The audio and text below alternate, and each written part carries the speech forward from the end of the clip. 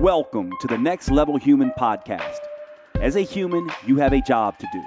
In fact, you have 4 jobs: to earn and manage money, to attain and maintain health and fitness, to build and sustain personal relationships, to find meaning and make a difference. None of these jobs are taught in school, and that is what this podcast is designed to do: to educate us all on living our most fulfilled lives through the mastery of these 4 jobs. I'm your host, Dr. Jade, and I believe we are here living this life for 3 reasons and 3 reasons only: to learn, to teach, and to love.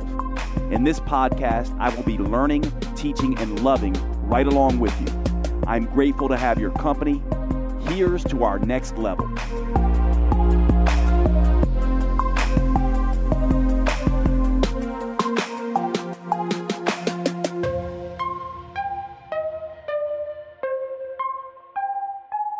All right, what's going on, everyone? Welcome to today's show.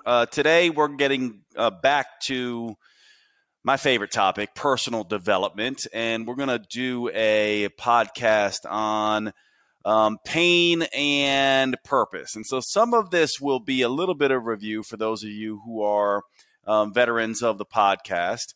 But it is a much needed review, I believe, and there's a lot to be added to this conversation about pain and purpose. And I'm actually doing this particular podcast because I recently did 3 different talks on this exact concept, and the feedback has been really, really well received, and a lot of people are asking about where they can get these lectures that they've seen snippets of on social media and on YouTube and in different places. And so I'm doing this particular podcast so that we have one place where all this exists, so that the people who miss those talks can get them. And so let's begin the way I began with the individuals that I gave these lectures to over the last month, with a thought experiment. And this thought experiment is a thought experiment you may have done if you've ever been in a Philosophy 101 class. It is a thought experiment that is often used in philosophy by many instructors. And it goes like this.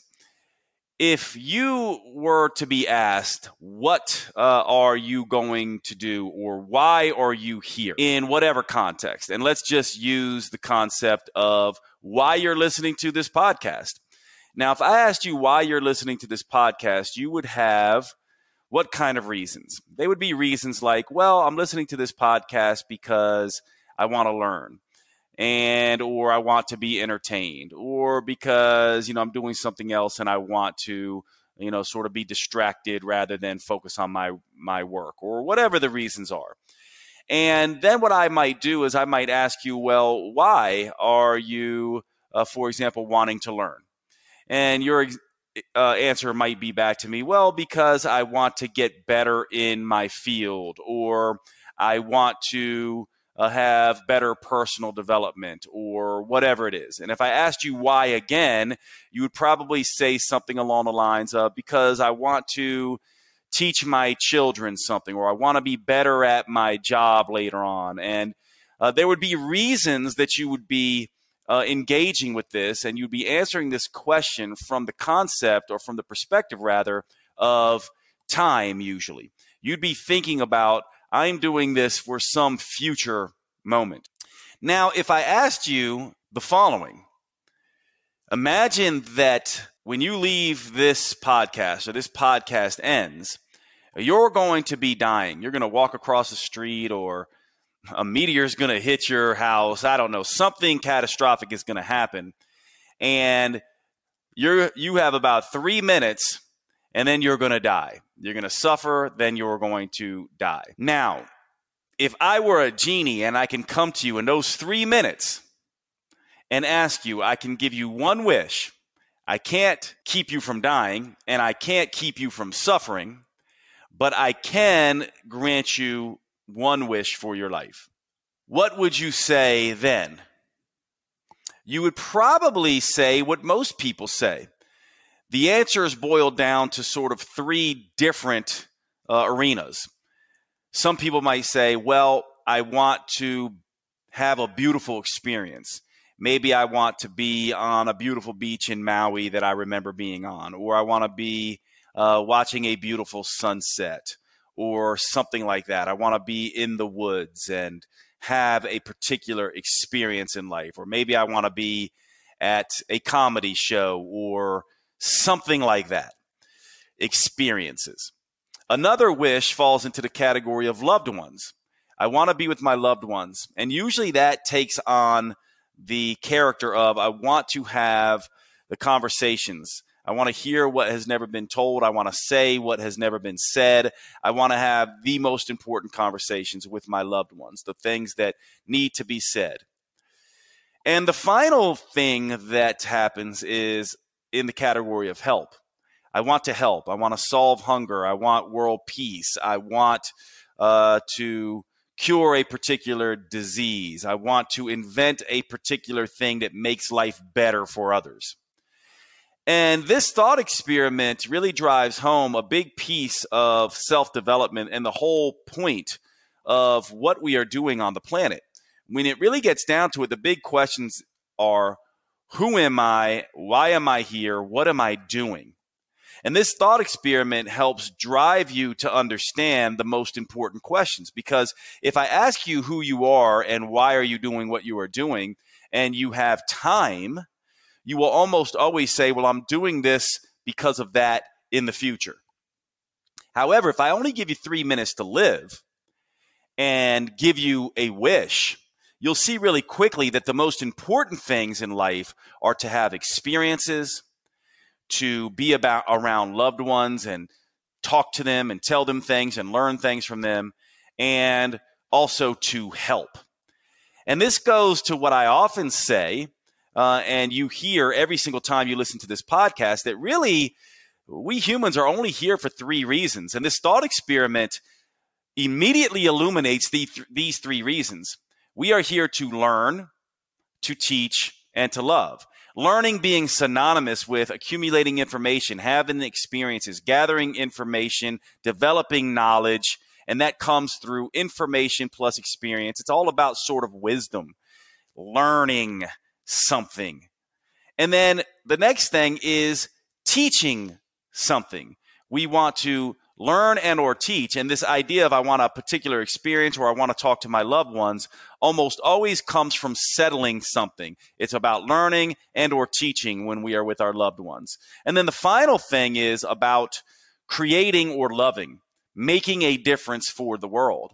And this is why I have come to this conclusion for myself, that we are here to learn, to teach, and to love. That's it. That's the reason that we are on the planet. And we lose sight of this as we go through life. And one of the major things that we have to confront that makes us lose sight of learning, teaching, and loving is suffering. Now, also, if you're listening to this podcast in the past, you know that I often talk about suffering as being perhaps the most important thing that we humans have to do in life. We must suffer. I oftentimes invoke the Buddhist saying, life is dukkha, or life is suffering. And from my perspective, suffering is an absolute requirement in order to fulfill the 3 imperatives of learning, teaching, and loving. However, it is also the major thing that keeps us from learning and teaching and loving. So I just want to pause here a minute and make sure you understand what I'm saying. Suffering, pain, hurt, discomfort, uncertainty. These things are both the whole reason that we are learning, teaching, and loving, or the cause of learning and teaching and loving. And they are also the cause of keeping us from learning and teaching and loving. And so you might say, well, Jade, what's the difference? How can we use suffering to learn, teach, and love rather than use suffering to block ourselves from learning, teaching, and loving? Because let's face it, things happen in life, and we all know this for ourselves and others. And some people are enhanced and grow from it and become magnificent, powerful versions of their former selves through going through suffering.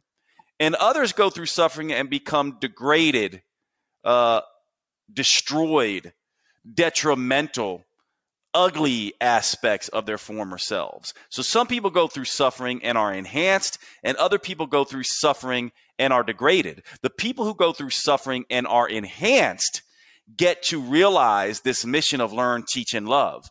Those who go through suffering and are degraded are blocked from learning, teaching, and loving.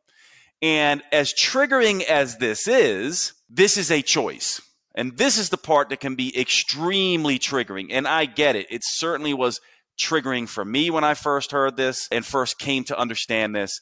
And it is likely to be triggering for you, especially if you have not yet heard this before. Maybe a friend of yours has sent you this particular podcast and you're listening to this because you're going through a very difficult time and you don't feel like there is a choice around your suffering.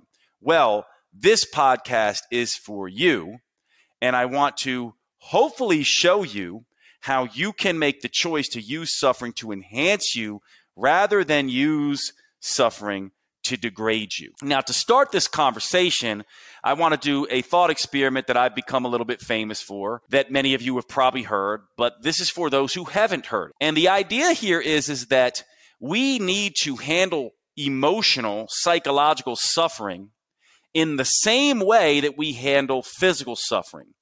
If we could handle psycho-emotional suffering in the same way that we handle physical suffering, we will begin the first step to using suffering to learn, teach, and love, and to enhance ourselves and to have a fulfilled life. But many of us don't. And so here's the thought experiment. Imagine you are in the kitchen cutting vegetables, and your knife slips and cuts your thumb wide open. Now, when this happens, this physical injury, you are going to act almost completely by instinct. You're going to grab your thumb, and you're going to squeeze it, and you're going to clench it, and you're going to immediately have your attention on it. And then you're going to tentatively look at it. You're going to expect it. You're going to see, how deep is this wound? What must I do to tend to this wound? Then you're going to wash it, and you're either going to bandage it or you're going to go to the ER and you're going to get stitches. Whatever you do, you are going to tend to it. You are going to take care of this injury.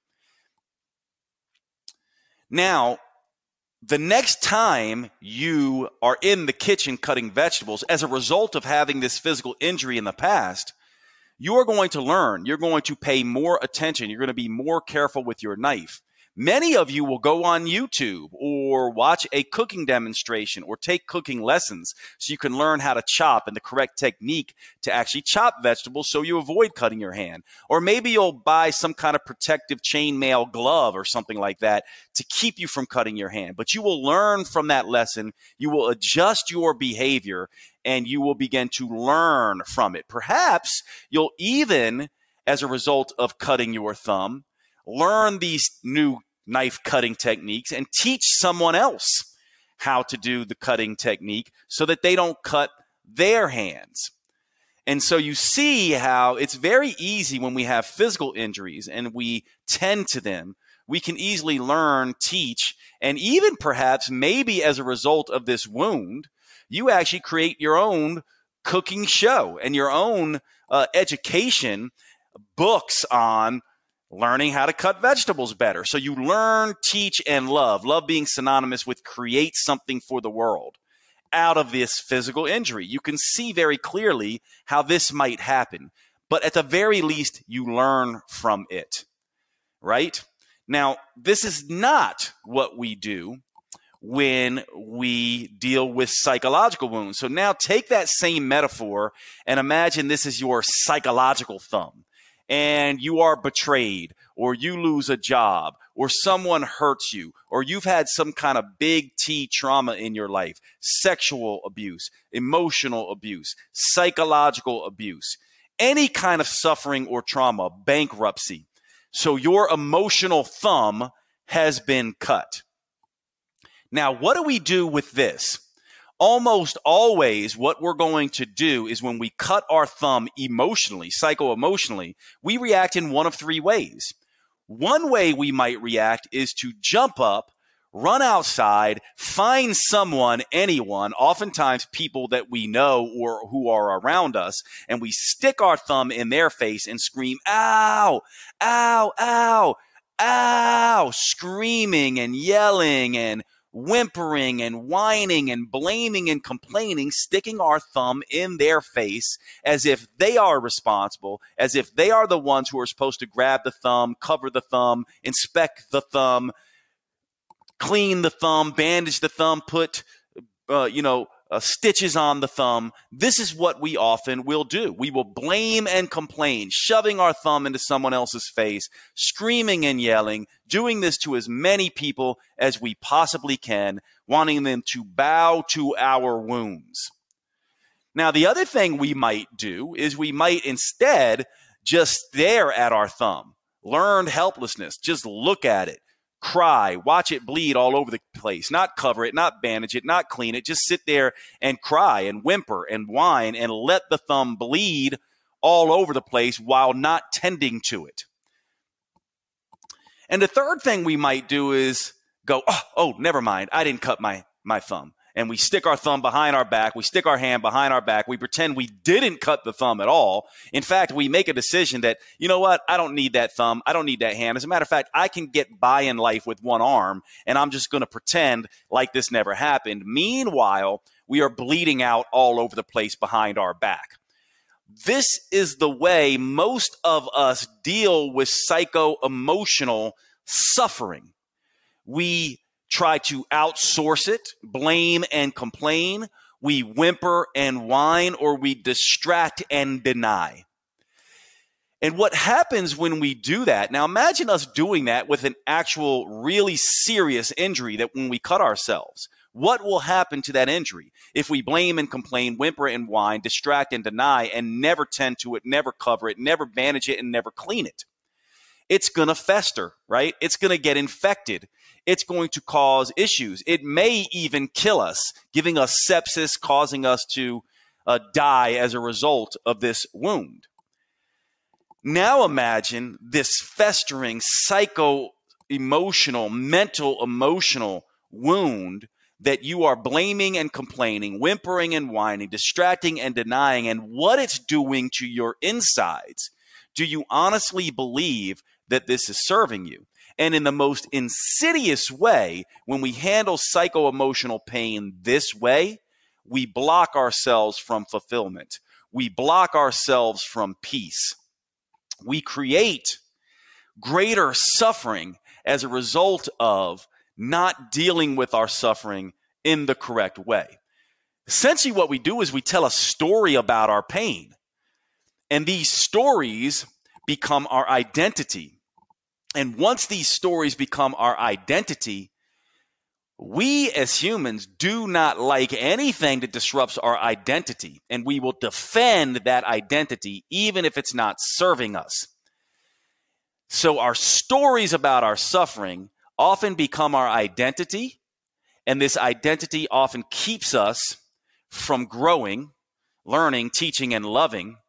And we actually defend this to our death, not realizing that we're doing it.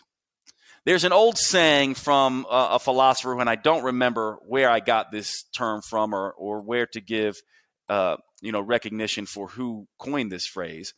But it's a phrase I always remember from reading, and it says, if you see life as a battle, you will see conflicts show up everywhere, whether they exist or not. In other words, if you have a psycho-emotional wound that you have internalized as a particular story about the world, that the world is unsafe, the world is evil, the world is out to get me, people are bad, whatever it is you're telling yourself, and that becomes your identity, the world will begin to appear like that to you regardless of if that is reality or not. These stories then become buried in our unconscious. Many of them are never written by us in the first place because many of these wounds and stories occur when we are very young, 6 years and younger, when we are not completely conscious and we don't have the maturity, the psycho-emotional maturity to understand how to tend to our wounds. I'm sorry to break into the show, but I wanted to take a second to cover one of our sponsors and tell you all about Paleo Valley at paleovalley.com. These are the grass-fed sticks that I tell you all so much about that all of my friends know I have on hand constantly. They are in my car. They are at my house. I keep them at my sister's home and my parents' house. I have these things everywhere because they are the simplest, most convenient whole foods protein supplement you can get. Almost like carrying around pure protein, low-carb protein in your pocket. They also, these Paleo Valley beef sticks, are the only 100% grass-fed and grass-finished beef sticks on the market. They use organic spices. They are naturally fermented instead of using nitrates and nitrites that can be a problem in some of these cured meats, and they simply taste fantastic. Check out the original or the jalapeno. Those are my favorites. Please make sure you go over to paleovalley.com and visit. When checking out, use the code NEXTLEVEL for a 15% discount. Remember, our sponsors keep the show going by you giving them your patronage and spending your money on these high quality products. You actually do a few things. One, you're helping to support the podcast. And two, you are helping your health.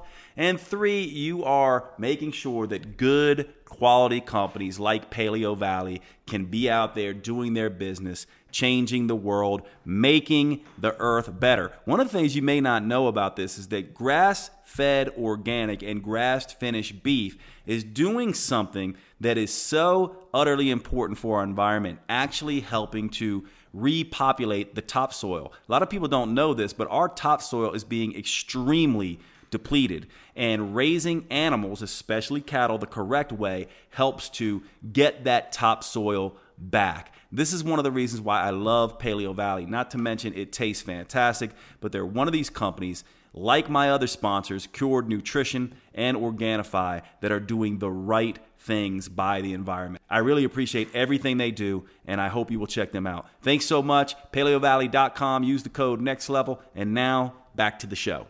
Regardless, though, we are the ones that are responsible for this. Now, even if you're in the kitchen and someone else who you know very well runs in and cuts your finger and gives you a deep gash in your thumb, you still cannot shove your thumb in their face and say, ow, ow, ow, or stare at your thumb and whimper and whine, or distract and deny. And the reason why you can't is because they may not give a shit. They may just simply say so. They may not say they're sorry. They may not own up to it. They may not take responsibility. They may not care one way or the other. They may just leave you there and laugh at you. And think about what you are doing to yourself when you are waiting for somebody to apologize, when you're waiting for someone to forgive, when you're waiting for someone to take responsibility. Meanwhile, you're bleeding out and they may never take responsibility at all. And so what ends up happening when we begin to write these stories of suffering is we begin to adopt three different identities. And if you are a veteran to this podcast, you know what these identities are. I talk about them all the time. There is the base level human, the culture level human, and the next level human. Now, let's stop here just for a moment and remind ourselves that the next level human is called next level human for a reason. It is not better than human. It is not a higher level human. And the reason why is because we all have base level in us, we all have culture level in us, and we all have next level in us. None of us are next level humans. We are only hopefully next level humans in process. Now, when we adopt the base level human behavior, when that becomes our dominant operating system, what we do is we feel suffering, and as a result of that suffering, we choose to chase power. The base level human is afraid of getting hurt again. They have an awful lot of fear. That becomes their dominant way of interacting with the world. And because they are afraid, they crave certainty and stability, because certainty and stability will allay their fear. And they also create power structures. They want to become powerful and dominate. They want to dominate over people. They want to dominate over their environment. They like rules. They like laws. They like stability. They like to be in control and the most powerful person in the room, because they believe that if they are the most powerful person in their environment, they cannot be hurt. And this is how they allay their fear. What they don't understand, though, is that when you take power struggles to the extreme, first of all, it's a struggle. What it means is that you are in a battle against the world. It is a mentality of me against you, I for an I. So that's the first mistake here, because as soon as you begin to take on the power struggle, what ends up happening to you is that you now will force yourself to be in a perpetual struggle. Secondly, if you are able to gain complete power over people and your environment, what happens is, because everything is so certain and everything is so stable, you destroy your ability to learn. Learning only comes from instability, discomfort. And finally, when you have complete control and power over other people, you actually destroy yourself. This is a little bit hard to understand here, but we humans do not exist unless we are in relation with other people. In other words, we like to think of ourselves as separate, but we ourselves are defined by the environment in which we are in. We ourselves are defined by others. Our relationship to others determine who we are. Our place in the world determines who we are. We are in an ecosystem, not a hierarchy. And so by trying to create power, we actually destroy ourselves and keep us from learning, teaching, and loving. This is the base level human, and it does not serve. Now, the culture level human, instead of seeking power, what they do is they look for popularity and pleasure. And so the base level human, the power structure, they are more about sticking the thumb in other people's faces and saying, ow, ow, ow, right? Now, the culture level human, what they do is they instead want to whimper and whine or pretend like nothing is happening. And they want to pretend and put on a show, because their major fear is lack of belonging. Their major emotional drive is acceptance, and they believe that if they are accepted, they will not be wounded again, and they won't have to suffer again. And so they do one of two things. They either distract and deny with pleasure, or they seek popularity for acceptance. So think about that. If they can't get acceptance, they distract and deny and just go after pleasure, drugs, addictions, sex, these kinds of things, which can obviously be destructive because they take over the personality. Or they go for belonging and popularity, which also is destructive, because think about it. When your life is about being popular and seeking status, you lose your authenticity. So the base level human loses themselves because they try to dominate over culture and over humans. And the culture level human loses themselves because they allow themselves to be dominated by culture or pleasurable things. And so they never actually get to be authentic in their way. And so they also block themselves from learning, teaching, and loving. And so obviously what I'm getting at here is that the only way to truly get to this three imperatives of learning, teaching, and loving, and making your life matter and make a difference, is the next level human way, which is a chase of purpose. And their major drive is not for safety and stability or popularity and pleasure and belonging. Their major drive is for growth. They want to learn. This is the major way they look at suffering. And as a result of that, as a result of looking at their suffering as an opportunity to grow and learn and enhance themselves and to teach others those same lessons and or to create something that betters the world so others don't have to suffer in the same way. In this way, they are able to transcend their suffering. So I want to stop here for just a minute to help understand, can the base level person who seeks power transcend suffering? No. What they do is they pass their suffering on. Instead of transcending suffering, they become their suffering. Now, can the culture level human transcend suffering? No. What they do is they deny their suffering. They try to distract themselves with suffering. They try to avoid it altogether by seeking popularity and pleasure, and therefore they don't get the lessons either. Only purpose, not popularity and not power and not pleasure, can help you transcend suffering. So the next level human is someone who begins to see suffering as a source of meaning, who begins seeing hurt as a way to help, who begins to see pain as a path to purpose. Now, right now, I want to talk a little bit about purpose because this is important to understand.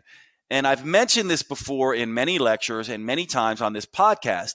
Passion is sometimes confused with purpose. Meaning is also sometimes confused with purpose. They are not the same thing in my mind, and I think we need to make a distinction here.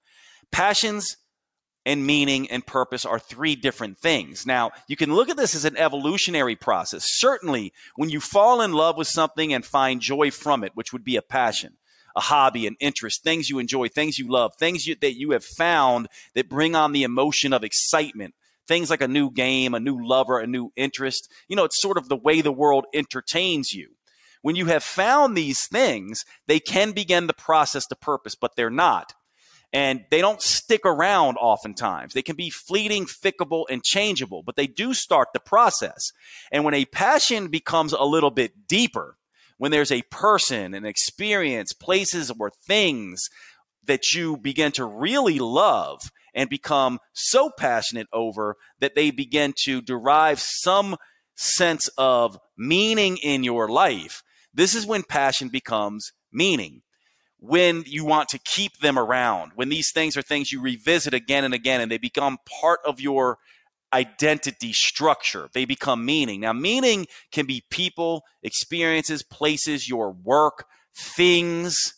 But the problem with meaning, and the reason it's not the same as purpose, is that it must be borrowed from the outside world.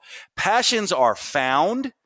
They are something you engage with. As they become deeper and internalized into your psyche, they become more meaning, but they still have to be something that you revisit again and again. They certainly can bring on emotions of happiness and contentment. You know, passion is more about fun and excitement, but as passions become deeper and become meaning, now they become happiness and contentment. But you can't feel happy and content always, right? Because your spouse could die or leave you. Your child graduates or could die. Your family could leave you or die. Your work can end. Experiences are fleeting. Meaning is what the world loans you.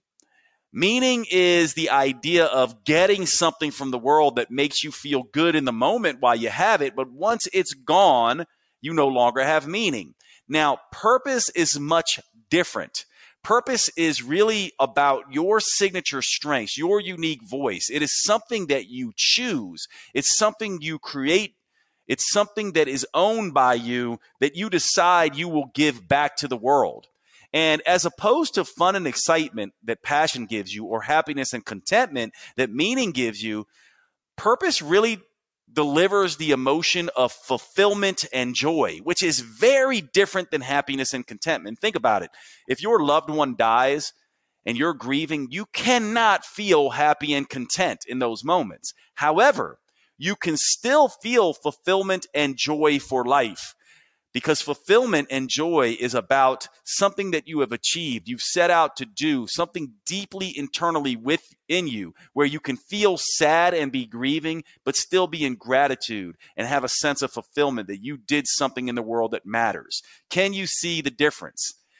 Meaning is something you get from the world. Passion is something that something the world uses to entertain you. Purpose is something that you give to the world. It is completely owned by you. It flows from you to the outside world. It is something that no one can take from you.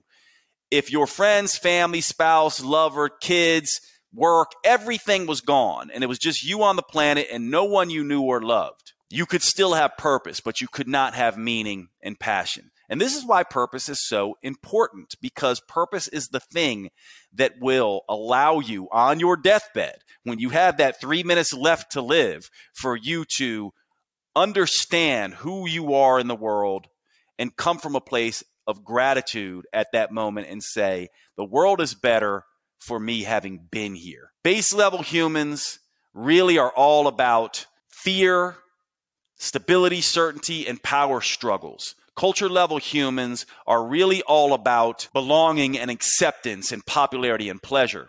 Next level humans are all about purpose. Now, of course, meaning is still important. Passions are still important. We're not saying they're bad. We're just saying that yes, passion, yes, meaning, but let's make sure we have purpose. And that is something you choose and have to be aware of.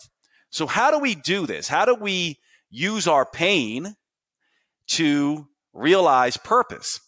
Well, we go back to the most difficult times of our lives and we realize that we can no longer be sticking our thumbs, these old wounds, in other people's faces, that we have to reconfigure our identity from a place of victim to a place of hero.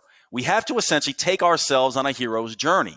And the first step of a hero's journey is a trauma. Think about it. Every good story you've ever watched happens when the hero of the movie or the book encounters something that changes everything, that takes them from one emotional place to another emotional place. A loss, a difficulty, a struggle ensues. Now, what ends up happening almost always when you're in a hero's journey is you begin to have this first thing that kicks in is an inability to accept, refusal to change, a tendency to blame and complain, whimper and whine, deny and distract, right? Isn't this what happens at first? It's like resistance. We don't want to acknowledge it. Now, how do we know that we're doing this, by the way?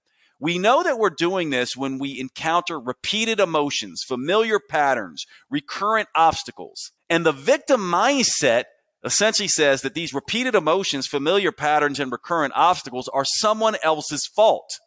It continues to blame and complain and think the world out there is the problem, instead of realizing that it is the perception and the story that we told ourselves about our pain that is causing us to have repeated emotions, familiar patterns, and recurrent obstacles. Think about how beautiful this is. The world is really beautiful the way it does this. It keeps reminding you and prodding you and telling you that you must take responsibility. In a sense, the universe is giving you these repeated emotions, these familiar patterns, and these recurrent obstacles, and poking you and prodding you and kicking you and smacking you and sometimes punching you in the stomach so hard to wake you up out of the victim mindset, to change your perception, to cause you to give up the old identity of the victim mindset. And once that happens, you have a realization and acceptance and ownership of what happened and an awareness of the stories that you told yourself. There's a term for this. There's popular books written on this. Extreme ownership, radical responsibility. This is the first perceptual shift of moving from victim to hero. I want to jump in real quick and tell you about one of my favorite new products. And to start out, I want to ask you a question. If you had to follow your friends around who are not the healthiest in the world and see what they are doing, what would be the number one thing you would probably tell them to do to start? For most people, that's going to be drinking more water, right? This is something that we talk about all the time in health and fitness. It's almost as if we think of it as an afterthought now, because obviously water is so crucial.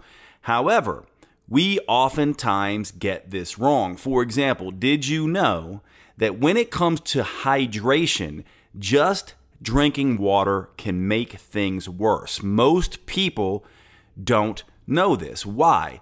Partly because most people are over drinking water and under consuming the electrolytes that help water do its job. What we don't realize is that hydration is not just about water. It's about electrolytes, the minerals in there, as well as getting that water into the cells. And so you do not want to be over consuming water if you're not getting your electrolytes right. And this opens up a whole new discussion because most people are not getting their electrolytes right. For example, did you know that too low sodium is an issue? Just as much, if not more so, than high sodium. In other words, what we want if we're going to get the right electrolytes is to get the right amount of sodium and potassium and magnesium in the Goldilocks zone. We don't want too much. We don't want too little. We want it just right. This opens up a whole other thing here too, because people who are exercising, doing sauna therapies, doing low-carb diets are disrupting and losing lots and lots of their electrolytes. For example, when insulin is not around in low-carb diets, you will excrete lots of sodium. In other words, under that state, exercising, low-carb diets, all these things, you actually need more sodium. And so if you're somebody who has been just drinking water, not paying attention to electrolytes, and also feeling fatigued, feeling like you're underperforming, not sleeping right, getting cramps, twitches, headaches, any of these things, then you are probably dealing with an electrolyte issue. This is where the product Element comes in. This product has been a game changer for me and many, many of my patients and clients. This is a rehydration electrolyte beverage, basically. It is a powder of electrolytes formulated with 1,000 milligrams of sodium, 200 milligrams of potassium, and 60 milligrams magnesium without the added sugar and other nonsense that comes in beverages like Gatorade. This stuff is basically a rehydration beverage on steroids. It is the thing that is going to replenish your electrolytes in the right ratios, decrease fatigue, really correct chronic dehydration. And by the way, many people are dehydrating themselves, becoming hyponatremic, low sodium, when they're consuming too much water. You need your electrolytes on board, especially if you are someone who is losing lots of sodium and other electrolytes through low-carb diets and lots of exercise. This is where Element comes in. Element is a new sponsor to the Next Level Human podcast. I cannot recommend this product enough. I have been using this stuff for months now, and I have immediately seen changes in my energy levels. I feel like I'm operating on a whole other level, and I have seen this as being the primary thing that people who have been using Element have been telling me, that their fatigue is getting better, especially fatigue that comes after very intense workouts that involve lots of sweating and lots of intense output from the nervous system. Please check out Element. Use the code NEXTLEVEL. DrinkElement.com. That's DrinkLMNT.com. DrinkElement.com, and let's get back to the show.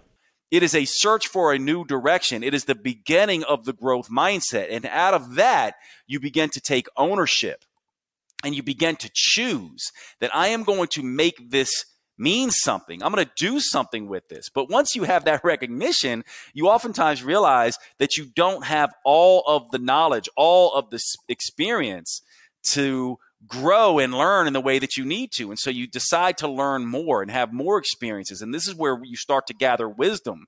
And this process of ownership and then the development of wisdom leads you to have humility. It leads you to start saying, I actually don't know. It leads you to start facing your fear and accepting failure and seeing that you're only human and that we're all just here to learn. And you start to align with choices and actions, and you start living your way into the answer of why you are here. And during that process of living your way into the answer, an insight, a purpose insight begins to emerge.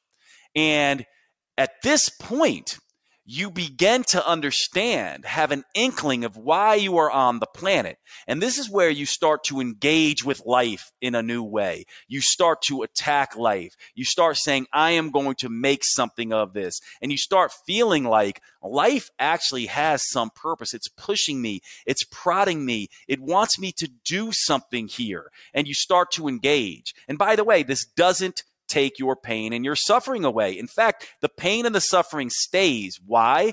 Because it is the motivating force to get you to do the work necessary to realize what you need to realize. And so this is where resolve comes in. The need to finish, the need to engage, the need to continue regardless of the pain. And when you do that, you finally begin to grow and develop gratitude and really begin to have ownership and responsibility for your life. You start to live a purpose-driven life. You start to have a desire to create something for the world, to better the world, and you start leaving behind the culture level need for reward, acknowledgement, or reciprocation. You just start doing the things for others because you can. And this is the sharing. This is the return home. This is the return to yourself. This is where you begin to create. And when I say learn, teach, and love, love to me is synonymous with creation. It's not a romantic incantation. It is a acknowledgement that I have a unique ability. There's never been anyone else like me on the face of the earth. I have the ability to make a difference in the world, to do something that matters. And these recurrent patterns and stuck emotions and repeated obstacles are your reminders that you have to do this work. If they keep coming up again and again, you know you're not finished yet. It's very much like what I would call a Super Mario universe. For those of you who don't know that game, that video game. It's a video game I played when I was a kid called Super Mario Brothers. And at the end of each level, you would confront some big boss, and you'd have to figure out how to beat this boss. You would have to shoot a couple fireballs in a particular sequence, jump a couple times, do some sequence of events that you had to figure out to get past the big boss, to get to the next level. And if you didn't figure out that sequence, that boss would kill you, and you'd have to start back over again. This is what the repeated emotions, recurrent patterns, and these stuck obstacles are teaching you. And once you get past level 1 or level 2, guess what life does oftentimes? It gives you that same thing one more time just to see if you figured it out. It's going to give you another death in your life that you have to grieve, another dysfunctional relationship that you have to get through, another difficulty with finances. It almost always occurs in the 4 jobs, right? In health and fitness, in finance, in personal relationships, or purpose and meaning. But what we're talking about here in this podcast is that purpose and meaning really is your shield. It's the thing that you bring to the video game that is your superpower. It's like your ability to, in a video game, when you get this sort of cloak of invincibility for a little while, when you have purpose, it allows you to have extra hit points, extra life, do more in the game. And ultimately, it comes down to a choice, really. And this is triggering, I know. And I know it is triggering. And I know it's difficult. But right now, if you're listening to this and you're thinking to yourself, I don't know who this guy is or what he's saying, but, I'm hurt. I've been injured. He's trying to tell me to get over it. He's trying to tell me that, I don't have the right to feel bad about it. And that's not what I'm saying. What I'm saying is that you have a choice.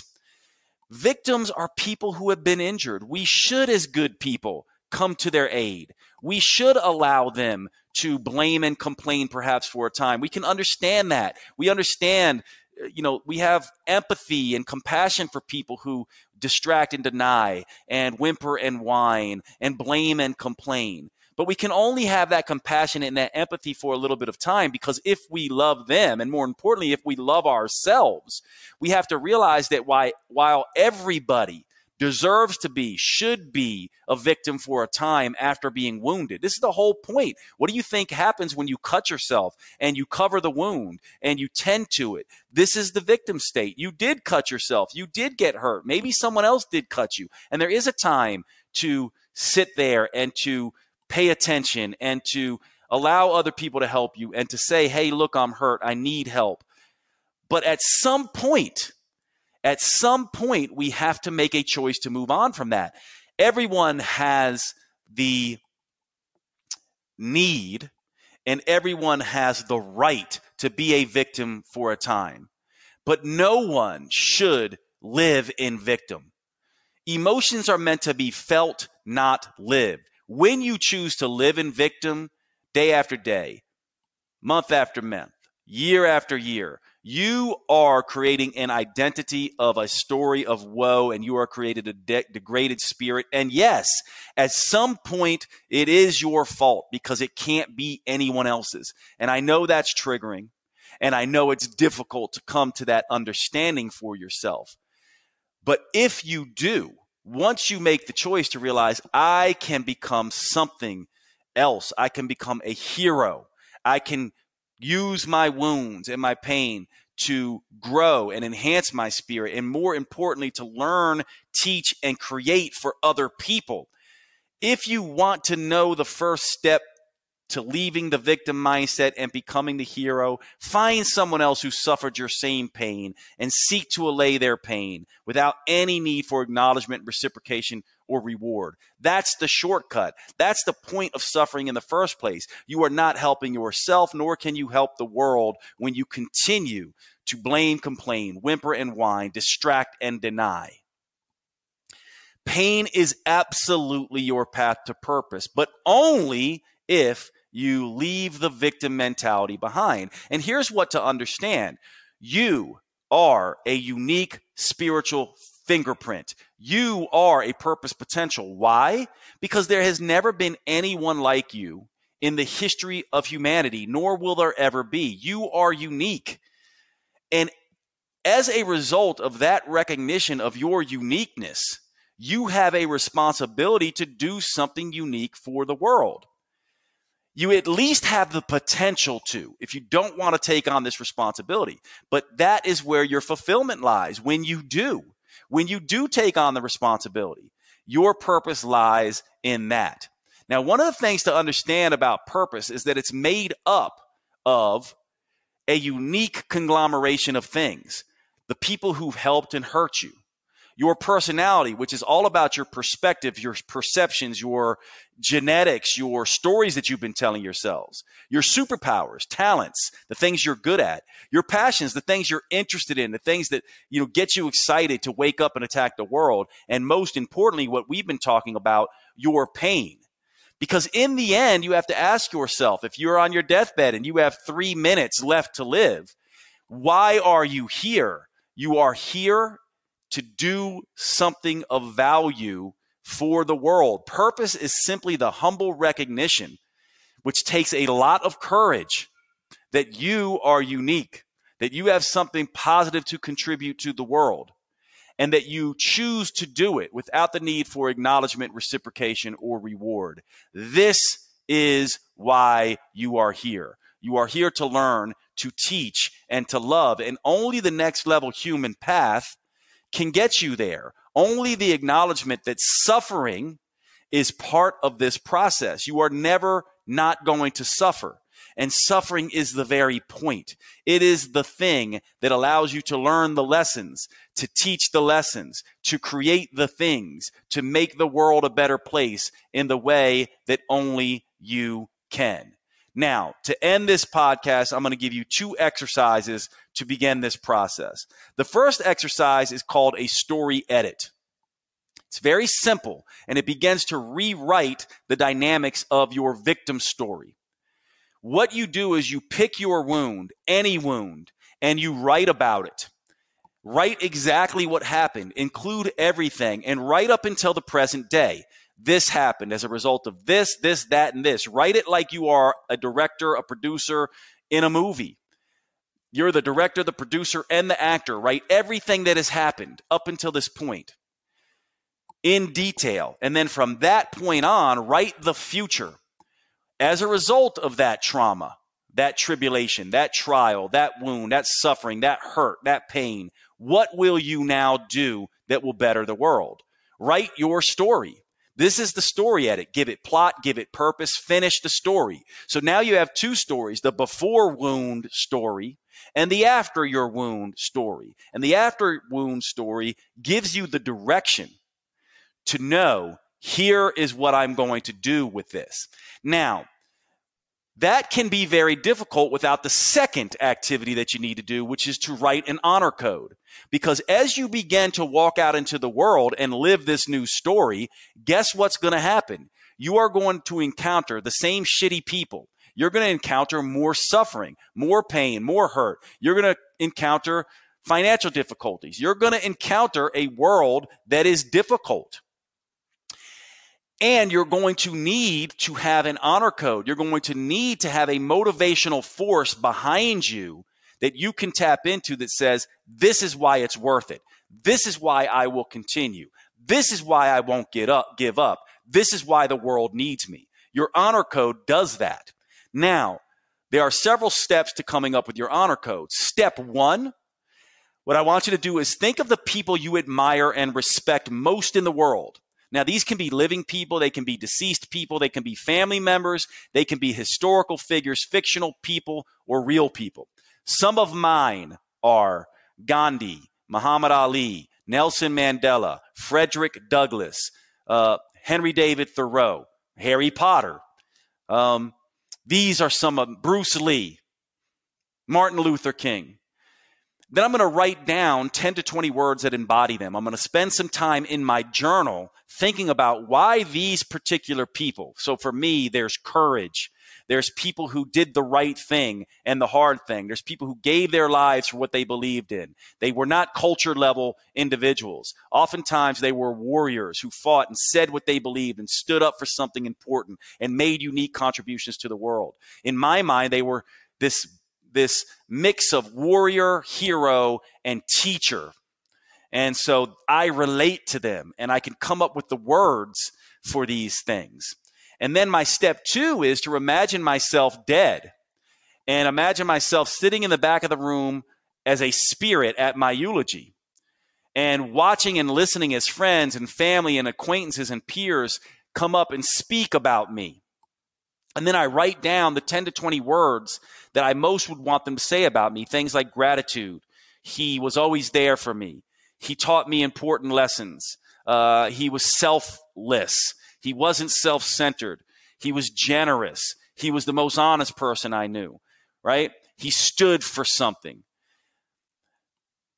Step three, imagine yourself on your deathbed now, which we just did at the beginning of this podcast, and you're getting ready to die. Write down the words and the things that you would most want to have accomplished and be most proud of and feel most fulfilled by. Remember, not meaning things, not things that, are borrowed, but things that you gave to the world.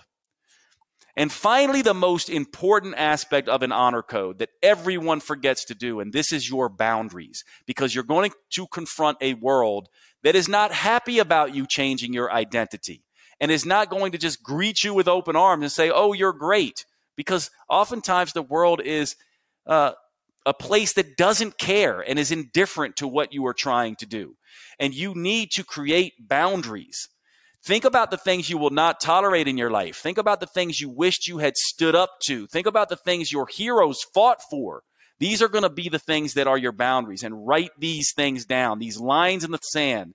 These are like your warrior words, right? The things that you will not tolerate. For me, I do not tolerate friends and have a very difficult time with my friends who are self-centered and egotistical. I don't like that. I don't like people who are dishonest.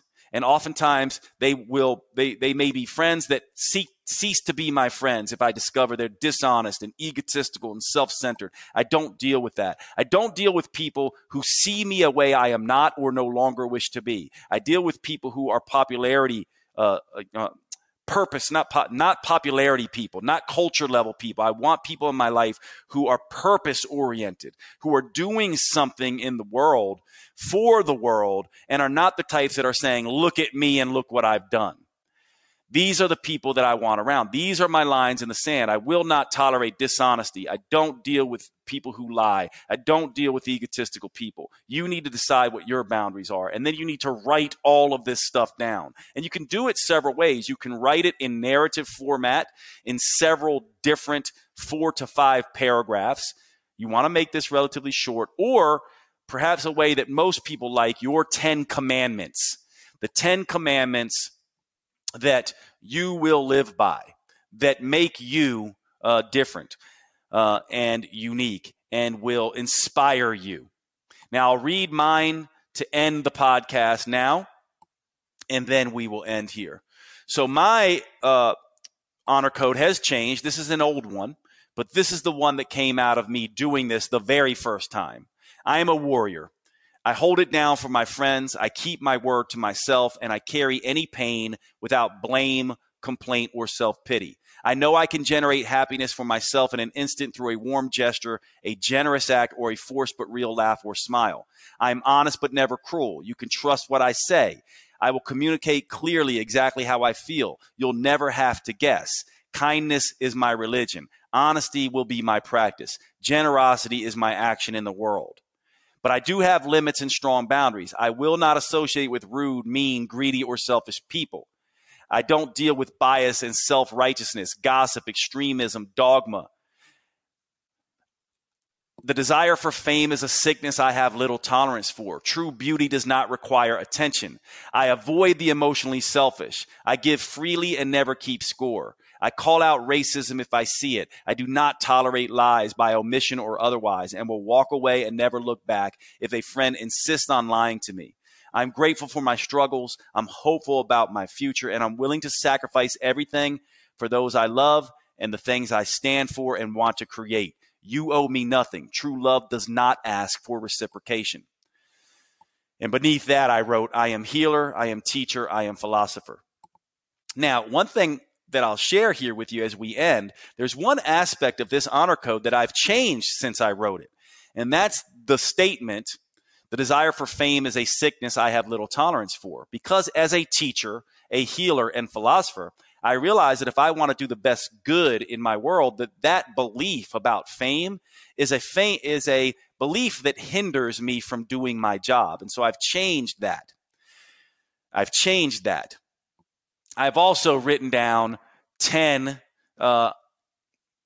things as a 10 commandments that I'm not going to read here for you, but you can do it sort of yourself as you go through this. This, to me, is how we turn suffering into purpose, pain as a path to purpose. This is the journey we all must walk. And it is a difficult one. It is a solitary one. And it is not one that we can expect anyone else to show up and do. And it is one that is easily, very easily distracted from. We will easily want to slip back into popularity and power and pleasure seeking and avoid this altogether. And when we do that, we do it at our detriment because we forget why we are on the planet, and our lives will not mean what they are meant to mean otherwise. Thanks so much for hanging out on the show today, and I will see you at the next episode.